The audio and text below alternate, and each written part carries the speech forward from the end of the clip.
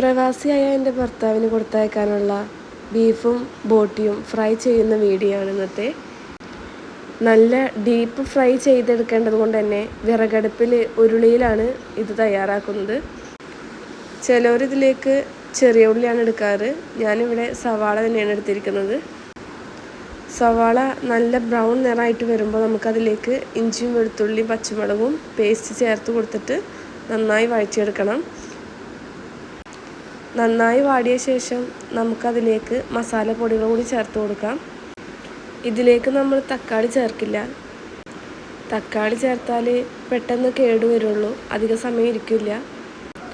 ഇത് ഉണ്ടാക്കി കഴിഞ്ഞ് ചൂടാറിയ ശേഷം നമ്മൾ പാക്കൊക്കെ ചെയ്ത് അവർക്ക് അവിടെ കയ്യിൽ കിട്ടി കഴിക്കുന്ന സമയമാകുമ്പോഴേക്കും എന്തായാലും ഒരു ദിവസം കഴിയും.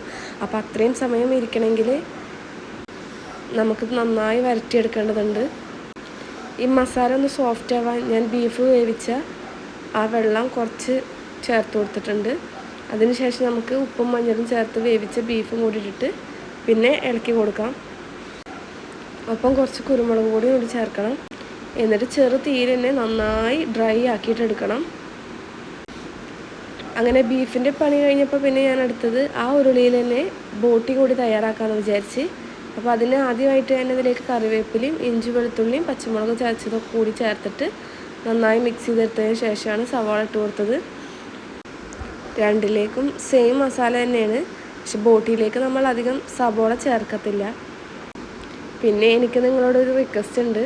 എൻ്റെ വീഡിയോസിന് പലതിനും 1000-ന് മുകളിൽ വ്യൂസ് ഉണ്ടെങ്കിലും ആകെ സബ്സ്ക്രൈബേഴ്സ് എന്ന് പറയാൻ 21 പേരുള്ളൂ. അപ്പോൾ ഈ വീഡിയോ കാണുന്നവരെല്ലാവരും ദയവ് ചെയ്തൊന്ന് സബ്സ്ക്രൈബ് ചെയ്യണം. എൻ്റെ വീഡിയോ നിങ്ങൾക്ക് ഇഷ്ടപ്പെട്ടിട്ടുണ്ടെങ്കിലും ഇല്ലെങ്കിലും കമൻറ്റ് ചെയ്യണം. എൻ്റെ വീഡിയോ റീച്ച് ആവാത്തതിൻ്റെ കാരണം എന്താണെന്ന് കൂടി എനിക്ക് അറിയണമല്ലോ. മിസ്റ്റേക്ക് എന്താണെങ്കിലും അത് തിരുത്തിയിട്ട് വേണം എനിക്ക് അടുത്ത വീഡിയോ ചെയ്യണമെങ്കിൽ. അപ്പോൾ അടുത്ത വീഡിയോയിലൂടെ കാണാം. Thanks for watching.